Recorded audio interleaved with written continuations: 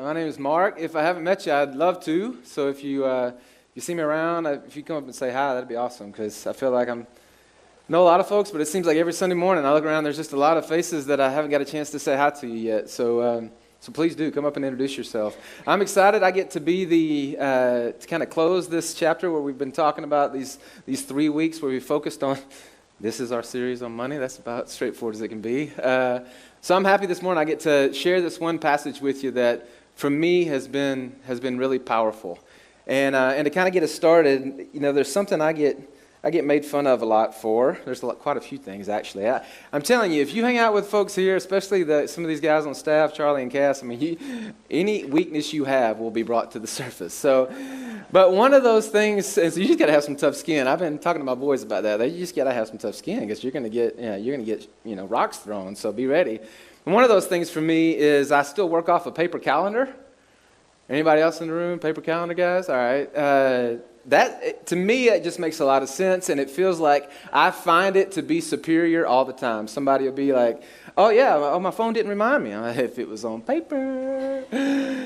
But if I see you out somewhere on Sunday and you say, hey, man, you want to get together this week? I'll have to be honest, like my brain is not in my hand, because I got to have that paper calendar there. I got to write it with that pen, and I got to look at the month and see like what's happening. And so I got to have the paper with me. And another thing I do with that, I've done this for forever. I keep a to-do list, and I've got a page. I write to-dos, and if something comes to mind that I need to do, it finds its way on that to-do list, and then I prioritize that to-do list, and I kind of live off that thing. And I've noticed I don't necessarily write down the things on my to-do list that are. I know some people do this just so they can check it off, but I'm not that guy.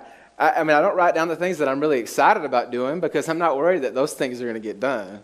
I'm probably going to end up doing that. It's usually the things that I'm kind of like, all right, man, I'm not too excited about that. I better make sure it's on there so I can make sure that I actually do it. And, a few years ago, it was like I was doing this list, and I was realizing I was just kind of begrudgingly writing out these things that I just would write to do at the top of the page, but really there might as well have been a have at the front of it, right?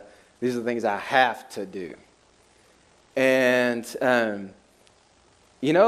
one day I realized, what if instead of that I kind of changed my perspective, and instead of have to do, if these were my get to do's?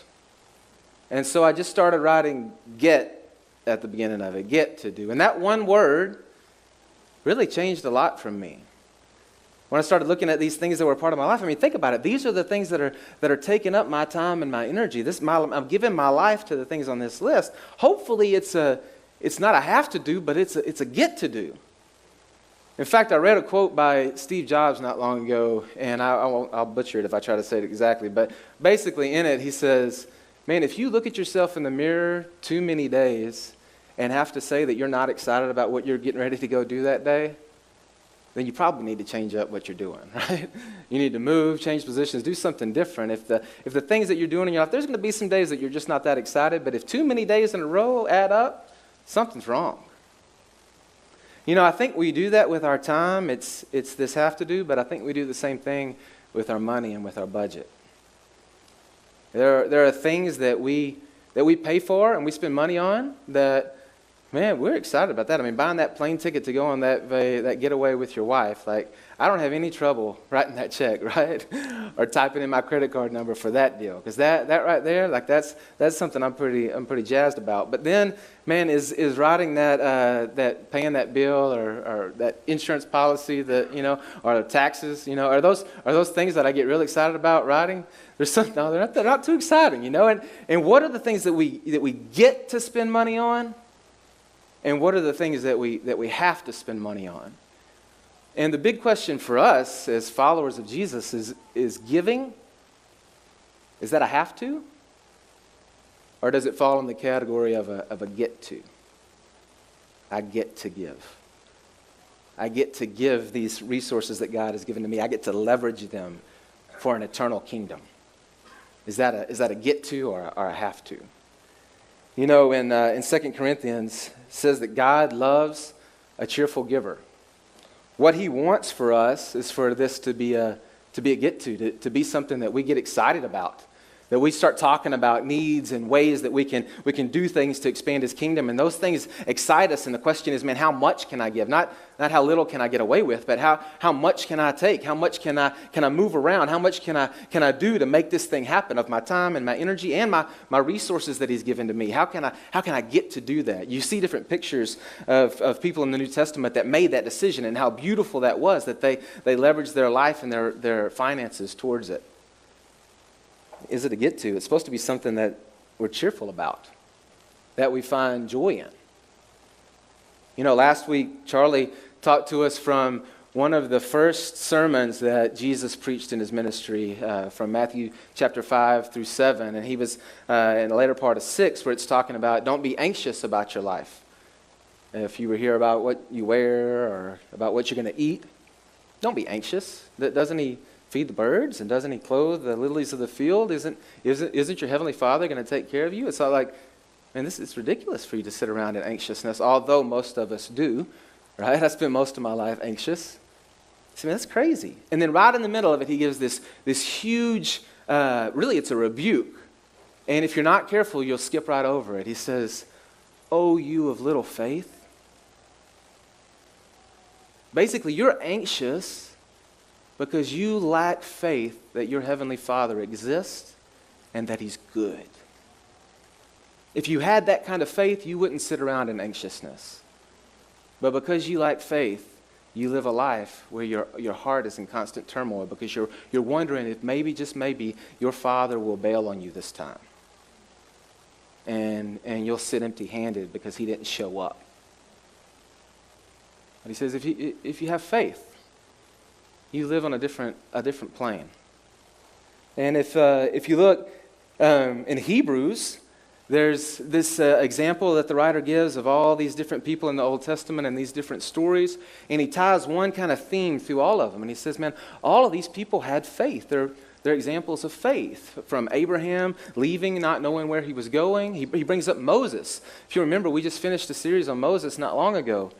In this story, Moses is incredible. In fact, the way that he says is, Moses refused to be called a son of Pharaoh's daughter. Moses, man, had everything. He was in the place of affluence. His people weren't, but man, he had the golden spoon in his mouth. And what did he do? He chose to not be identified as that, but to be identified with his people for the purposes of God. And it says he did that by faith, looking forward, looking ahead to the reward. Not in this life, but in the life to come.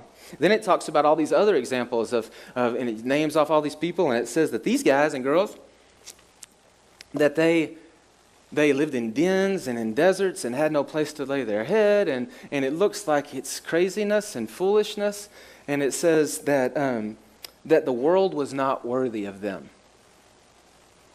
It's as if they actually believed that this wasn't their home, and they had a better home waiting for them, and they were just passing through, and so they lived a life that reflected that.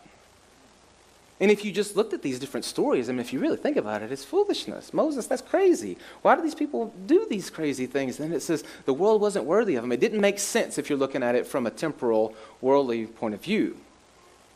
But if you believe that there is a God, and if you believe that our souls do last forever, and there is a heaven, and there is a home that he's building for us, and there is such thing, as we're going to talk about in a minute, of treasures that can be, and an investment that can be made there, man, they were the only wise ones among us.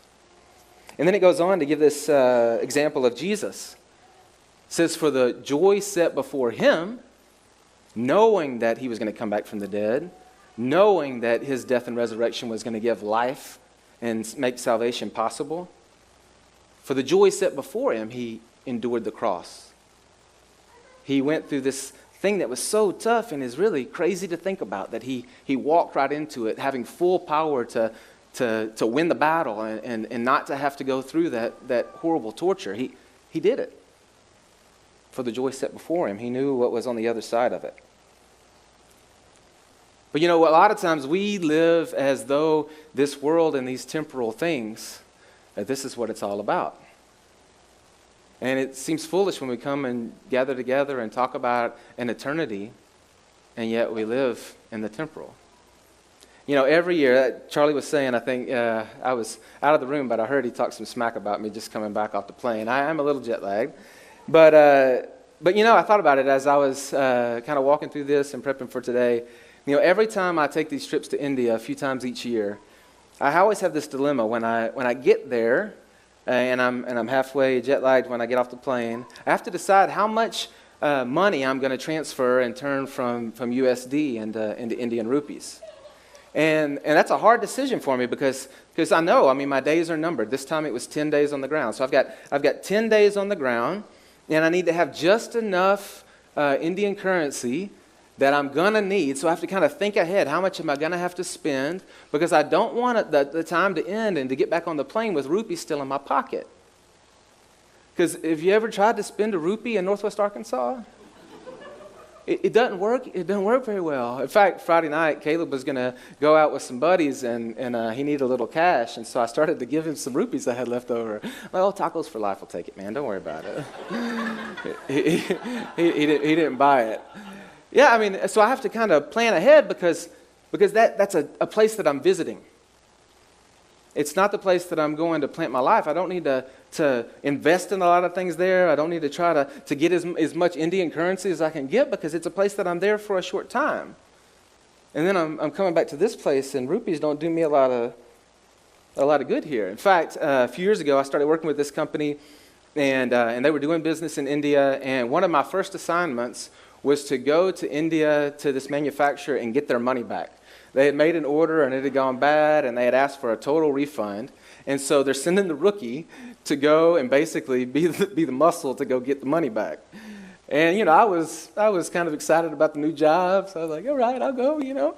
I walk into this room, and there are this very traditional family. They all had really long beards and were in traditional dress. And when I walked in, they knew what I was coming to do, and they had this scowl on their face. And so I didn't know what they were going to do, and they just said, have a seat. And so I sat there. Oh, sorry. I sat there in what felt like a really long time. That was a pretty good recovery, actually. They sat there very man, I didn't know what was going to happen. And they had sent some boy that ran out. And I thought, well, I don't know if he's bringing money back or if he's going to get the brothers. I don't know what's fixing to happen. Sooner or later, this boy walks in, and he drops this duffel bag beside my chair. And it's just a bag full of thousands of USD, but it's in rupees.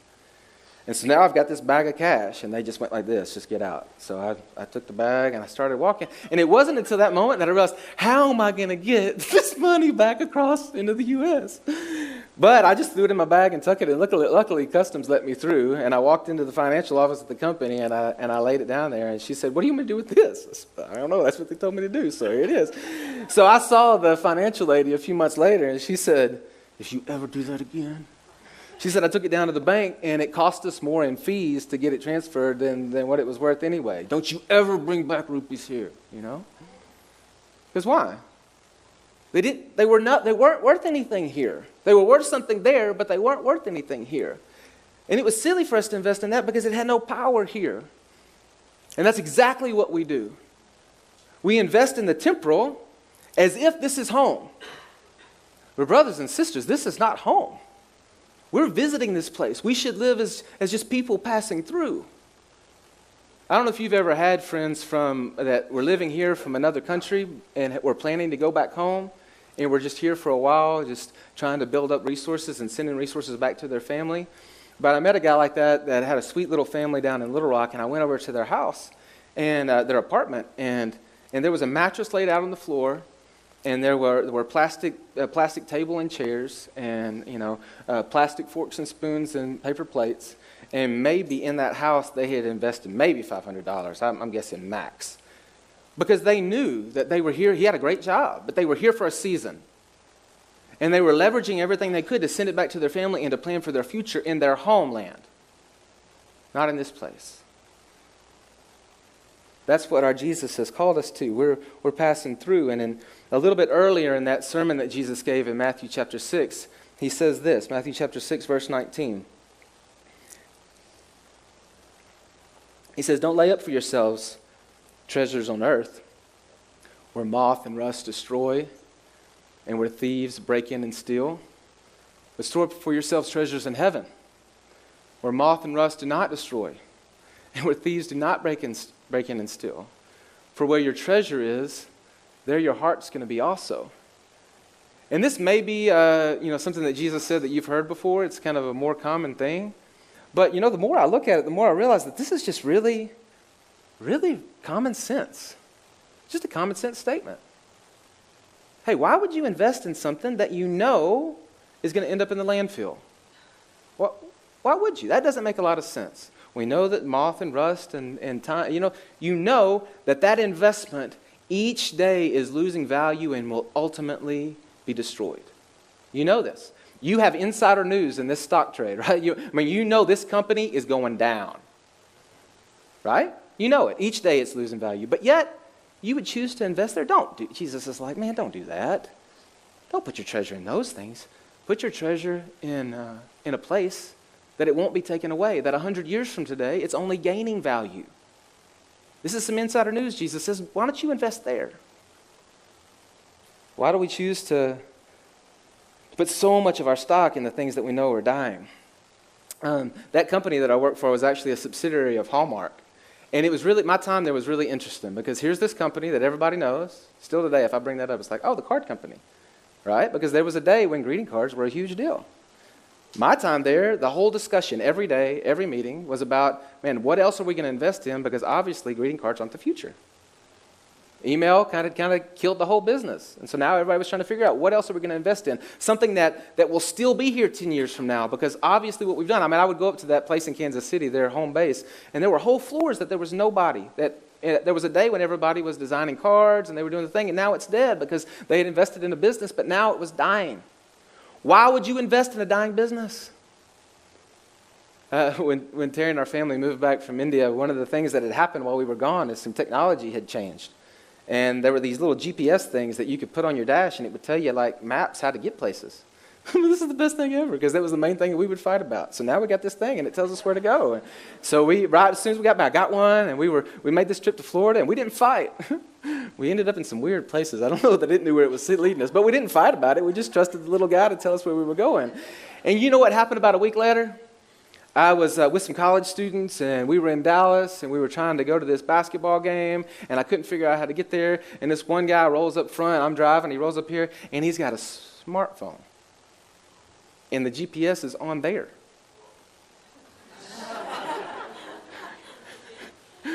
So, man, I just spent $100 on that GPS thing, and now it doesn't even matter. I can have it on my phone. It was like now that thing doesn't make any sense anymore. And doesn't that happen with technology? It's like I invested in something, and it immediately has no power.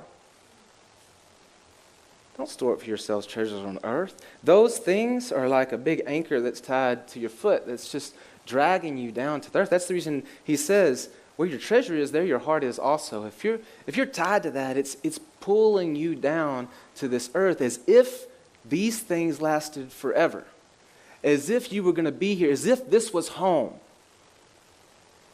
This is not home. And it's foolish to invest in those things that you know are dying. Right after that, he says, the eye is the lamp of the body. If your eye is good, the body will be full of light. But if the eye is bad, the whole body will be full of darkness. And if the light within you is darkness, how great is that darkness? And this is something that honestly has been confusing to me for a while. And then I realized, in context of what Jesus just said, that he follows with this, how true is it? If your eyes are on things that last forever, on the King and his kingdom, that's never ending, it's amazing how much light and life is inside of you, how much joy there is there. When I look in your eyes, I see life. Because you've chosen to invest your time, your heart, your energy, your money into things that matter and last. And the same is also true. If your eyes are on the things of this earth and the things that go away, the things that 100 years from today will be in a landfill, and I look in your eyes and you know it's true because you've seen it in people's eyes before. People who have a lot in this life, but you can look in their eyes and you see darkness and you see death. And at the same time, people who have absolutely nothing but have leveraged what they have for the kingdom, and you look in their eyes and you're around them and you realize there's life there because they've rightly given their attention to things that are eternal. That's a huge thing. I don't know if anybody else likes remote control things, cars and such. I have this dream. One day, I am going to splurge and get me a gas-powered remote control car, because those things are just bad. But back in the day, I really wanted a remote control airplane. And I remember the Christmas that I got it. And yeah, I don't know if anybody used to have these. You know those airplanes that were made out of styrofoam and you throw them and they would like spin around? They used to sell them at the kiosk in the middle of the mall a lot of times. You just throw it in, pew, you know. Well, this was made out of that styrofoam. And it had a gas-powered engine on the front of it. And I remember I got it. We went outside. Dad and I were going to fly it. And I did. I made it where it took off. And then it was flying. Man, that's incredible, you know. It's flying around. We had a pasture beside our house, and it was flying. Then I realized, man, I'm going to have to land this thing. I tried to delay as long as I could. Then I started bringing it in. Boom! And it just broke into... I wish I could do the Tommy Boy version of that, because that would be really cool. But it boom, and it just... And all that styrofoam busted everywhere, and it was... I mean, they had some tape in the box, but it wasn't going to do us any good. It was done. And it's that feeling, that moment when you realize, man, I invested inappropriately. I mean, I had hoped and dreamed about the day that I would get this remote control airplane, and within 10 minutes it was done. What a fool.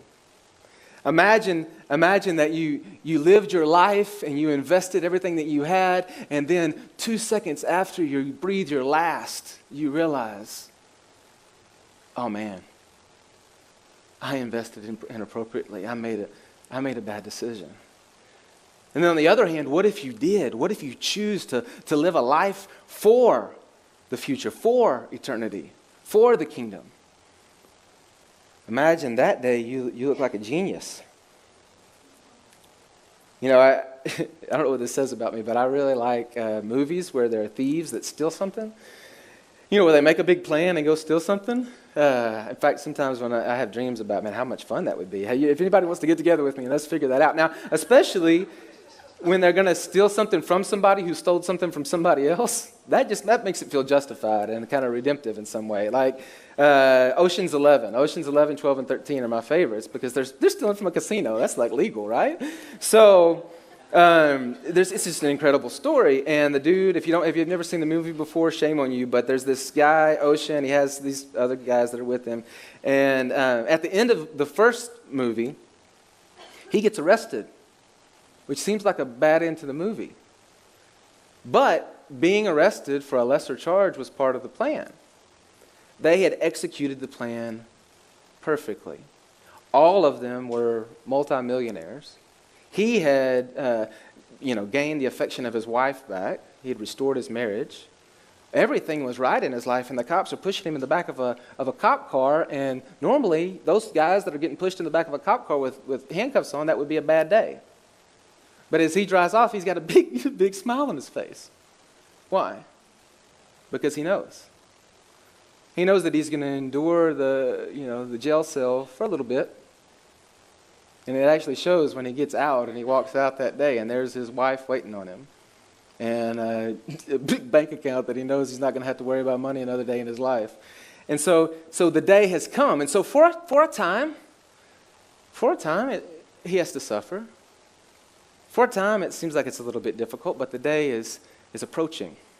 The day that he looks like a genius. You know, C.S. Lewis said this, and I just think this is an incredible quote. He said, "We are half-hearted creatures, fooling around with drink and sex and ambition when infinite joy is offered us. Like an ignorant child who wants to go on making mud pies in a slum because he can't imagine what is meant by the offer of a holiday at the sea. We are too easily pleased." Like children making mud pies at a slum, thinking that this is the best it could possibly be. Because their brains aren't big enough, their imagination isn't wild enough to imagine what it would be like to have a holiday at the sea. You know, this makes me think of my boy Jack. He's our 3-year-old, one of the twins, and boy loves elevators. I mean, he loves them. We went for a little vacation over Thanksgiving, and we had a few days in Embassy Suites there, you know, where the middle's open and they've got the glass elevator. And the boy just wanted to ride the elevator. That's all he wanted to do for 3 days. If we had let him, he would have pushed the button and rolled the elevator for 3 days straight. He was as happy as he could be. In fact, earlier this year, we were at one of the boys' wrestling tournaments, and we couldn't find Jack, and they had to claw out the loudspeaker, and everybody there was searching the whole gym and all the area for Jack. We thought we had lost him for sure. Boy was just in the elevator, loving life, man, just going up and down. I'm convinced there's no reason to take him to Silver Dollar City or Disney World. What roller coasters, man, we'll just ride the elevator. He couldn't be any happier because he doesn't know what he's missing. So he's settled and he's satisfied just with that. That's what we do. We settle. We settle. You know, when I think about this place and what it means to give to something that lasts forever. You know, I've heard a lot of people around here. I know my family and our experience, but when I talk to folks, this church is really unique. There's something happening here that honestly has drawn us in, and it's the best way I can explain it is that the reputation of Jesus out there is skewed a bit, and it just feels like this is a place where extravagant grace and the gospel, it just feels like the power of that, I see it happening. And so I'll be in a conversation with somebody and they'll talk about how coming here on Sunday morning and the worship and Cass and this whole team, that man, it did something, it spoke to them. Or I'll find out from Cass's small group. I'm telling you, man, you hang out with somebody in Cass's small group, you're going to find out, man, God is just working in their lives. Or I'll hear somebody who their student ended up in Roots and, man, they found acceptance in a place that they feel valued. Or Jack this morning, I left hearing him go, I don't want to go to church. I don't want to go to church. That's like his thing now. Is he says, if you say something to do something, he'll say, no, thank you. And this morning, man, I don't want to go to church. But it happens every Sunday. He gets here and he throws a fit, and then he gets in that room, and there's a man first hour and a man second hour, 2 friends of mine who love on the boy, and by the time we leave this place, like he's happy again, you know? It's crazy, like the people back there that are invested in our kids' lives. And then this last week while I was in India, I got to be with some of the people who have been sent from the Grove. And they're living there, and every day they're investing in the lives of people there. And the same thing is true there. The gospel, the Jesus that's been presented is skewed and incorrect, and they're correcting and redeeming who he really is. And this one guy, he set up this meeting with all these business guys, and we got to go in there and we got to talk about that with all these businessmen in India. And those are people that we have invested in, that you've invested in. And those things that we've given to are things that don't burn up, that don't rust, but they live forever. And they're powerful. You know, Jesus said, it's more blessed to give than to receive. And right after Christmas, my boy Brendan had a little money in his pocket, and he started asking the babies what they would like from Walmart. And this blew my mind. All right, he started asking them, and I thought, oh, I know what he's doing. I know the game he's playing. He's trying to figure out some way that I'll get him to Walmart under the guise of trying to buy something for his brother and sister, and I'm going to get him there, and he's going to want to buy his stuff. But he kept on playing it out. So sure enough, I took him. And he walked around with the babies, and they found what they wanted. And he bought them, and he didn't buy anything for himself, but he bought them both these little gifts. And we got in the car riding back, and I looked over at Brendan's face. And y'all, honestly, I was very convicted. I saw in his face joy. In that moment, he was experiencing what it's like to give. To give, expecting nothing in return. Knowing the influence that it would have, that this thing that Jesus said, and I just quoted this to him, that's what Jesus says will happen. That those that give are more blessed than those that are takers, givers. There's a blessing that's found there. About a year ago, we were on a trip somewhere, I don't remember where, but I remember everybody else was kind of checked out or asleep in the car, and I was left to my own thoughts. And I was being really, really hard on myself. I I don't know why. I had just turned 40. Maybe I was looking back on life and thinking about the decisions that I was proud of and the decisions that I regretted. And I thought about some of the things, specifically the things that I knew that God had asked us to do that we had obeyed on. And some of those things I thought, man, if I hadn't done that, if I had chosen this other path and maybe put myself ahead of what God wanted, this would probably be true. It might be more, our life might be a little bit more normal. And I was regretting one after another. And I was just beating myself up pretty bad. And then right in that moment, Jesus kind of spoke to me the way that he does a lot of times. He just reminds me of scriptures that I've set to memory. And this was one of them. Don't store up for yourselves treasures on earth where moth and rust destroy. Set your treasure in heaven. And I realized that, the life of a person who orients their life around eternity looks foolish in the short term. That's the reason Jim Elliot, that missionary he died, he and his buddies died a few days after being with the people they were going to reach. His famous quote is, "He is no fool who gives what he cannot keep to gain what he cannot lose." And a person that orients their life around that truth, they look foolish in the short term. If you were to take your money and leverage it and turn, I'm not saying that you should do this, but if you did like that family I was telling you about, and they leveraged their life believing that they were pouring all their finances into their future home instead of their temporal home, you would look like an idiot. Until that couple seconds after you breathe your last. Then you look like a genius. And the question comes back to that question of faith. Do we believe that that's true? Or do we believe that's all just a fairy tale and we're just here playing a game this morning? If we believe it's true, then there is a life possible that's free of anxiousness. If we believe it's true, then we can actually put giving at the top of our to-do list as something that we get to do, that we get to be a part of. We can take our time and our calendar and make a decision to orient our life around that thing because we believe that those investments in people and that time is redeemable. It continues to pay dividends for eternity if we believe it's true. And so I'm going to pray and ask that would be true, and I'm going to challenge you over the next few minutes as we sing and as you think. Ask yourself the question, do you really believe? Do you really believe? Let me pray. Father, I'm asking you that this perspective that is not normal. It's not even normal within the church. It's a perspective that you've called us to, but that as a group collectively, I think we've missed it.